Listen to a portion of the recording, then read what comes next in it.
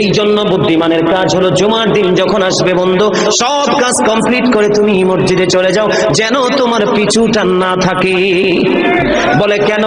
আমাদের দোষের কিন্তু বন্ধু শেষ নাই। জুমার দিনে মুসল্লিরা যায় সবার পরে এবং বের হয়, ইমাম সাহেব যখন ডানে বামে সালাম ফেরায়, মনে হয় যেন বন্ধু বিশ্বযুদ্ধ শুরু হয়ে গেছে, কার আগে কে রে এবার হয়ে যাবে।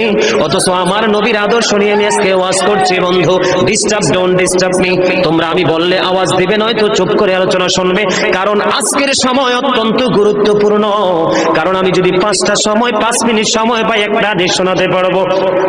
হয়তো বা এই একটা হাদিসে আপনাদের কারো না কারো হৃদয়ে ছুঁয়ে যেতে পারে, আর এটাই আপনার জীবনের জন্য, হেদায়েতের জন্য যথেষ্ট হতে পারে। বন্ধু, মুসল্লিরা যায় রে সবার পরে, বের হয়ে আসে সবার আগে, এটা মুসলমানের কখনো চরিত্র হতে পারে না। তাকওয়া সম্পূর্ণ ব্যক্তি